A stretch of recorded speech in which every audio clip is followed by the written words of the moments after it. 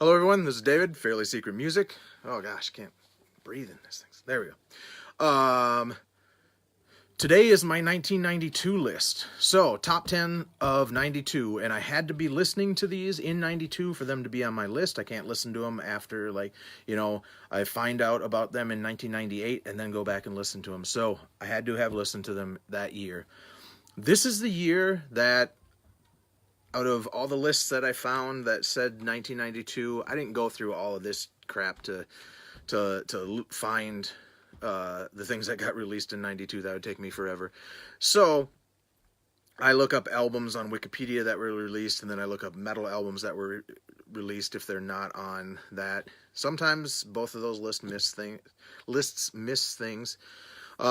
So the first one, and as I said, no honorable mentions this year. So the 10, there could have been one or two, but I thought, let me just have a 10 for just one video. So 1992, number 10, Vulgar Display of Power. I really liked Cowboys from Hell. I was kind of disappointed that he wasn't singing more on this one, but it didn't bug me so much.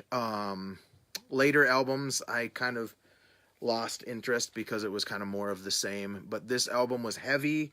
It was really well recorded, and I thought all the players were just doing fantastic.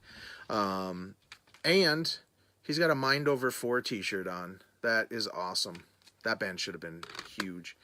And actually, Mind Over 4... Let me see that. This album came out in... Nope, this one came out in 93, so that's for my next list. So this, number 10,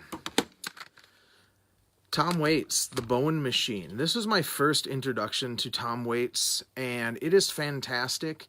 Not as good as some of his later stuff, Alice in particular, but this album really got me into Tom Waits early on, and then I kind of fell off, and then I caught back up in around 98 when he released Bone Machine and Blood Money.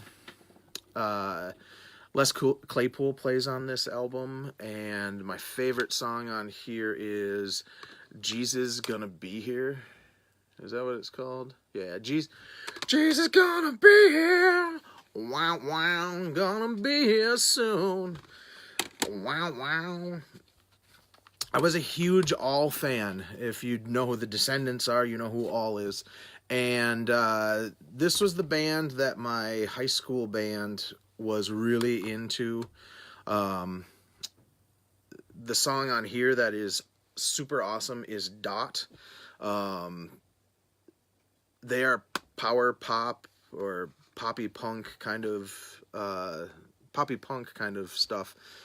This is, I think, the last album with Scott Reynolds singing, so it was the last album that I thought was really awesome. I like Chad Price, but nothing beats Scott Reynolds' vocals. Tragically Hip, Fully Completely. This actually kind of got me a girlfriend a little bit. One of my girlfriends, when I was working in the audio section at this video/music store, we first met because I was playing this, and she really liked it. If she had been 21, I was 21, she was like 19 or 20, she could have went to see this show. I had to go with another friend. But I saw them on this tour, and it was fantastic. Tragically Hip, just in case I haven't mentioned that, Fully Completely. Faith No More, Angel Dust. I think this is either the best or the second best Faith No More album. King for a Day is also amazing. This one was after Mr. Bungle's first album, and after I had kind of found out about John Zorn and Naked City and stuff. So there's some really aggressive parts on this, like Caffeine and no, I'm kind of thinking of the next album, but Caffeine had a very aggressive part in it. Super awesome. They had one more album after this that I really cared about, and then I kind of lost interest in Mike Patney stuff. I don't see this very often. 24/7 Spies, Strength in Numbers. They had an original singer that had left, and they got this guy. Where is he? This guy named Jeff. I can't remember his last name. But he was fantastic. Way better singer. They got a different drummer. These guys were kind of lumped in with the Living Color and the Fishbones. Black guys doing metal, which was kind of rare in the early 90s and late 80s, and they just were awesome. This whole album was great. Stuntman and Crime Story are two of the best. Also, Understanding is fantastic, and the drum sound, the snare especially on there. I think he's using a piccolo snare. Just amazing. I wish I could have seen these guys on that tour. Blind Melon's first album. What am I going to say? This is amazing. Especially for a band that had maybe one or two songs written before they actually got their record deal. They pretty much scammed the record company into giving them a record deal, and or at least that's what I hear. Just amazing playing, amazing writing, and Shannon Hoon was a pretty decent singer.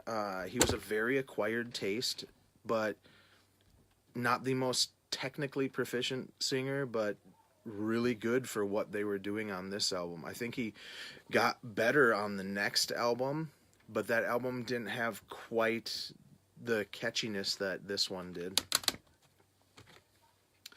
I had already listened to Dream Theater before this album. As you know, When Dream and Day Unite is one of my favorite albums. It is the favorite album of the Dream Theater catalog. But this album is super awesome, and it did get them all their fans by the song Pull Me Under, which was kind of like a fluke. And they, on this album, had the perfect amount of technical and commercial writing on this. Self-titled King's X album. I saw them on this tour. They blew me away. They were so awesome. And, you know, everything about this band should have got them really popular, really famous. They should be still selling places out nationwide, but the radio is an evil place and has no soul. I believe they also played the, what was that called? Oh, Woodstock in 92, 93. And just, just nothing stuck. But they have a huge cult following, tons of respect by musicians. And I heard one person who worked at a label said a lot of other people, musicians, would say, "Hey, I love King's X. Can you get me a promo?" Well, just go and buy it, you cheap bastards. That's partially why they didn't.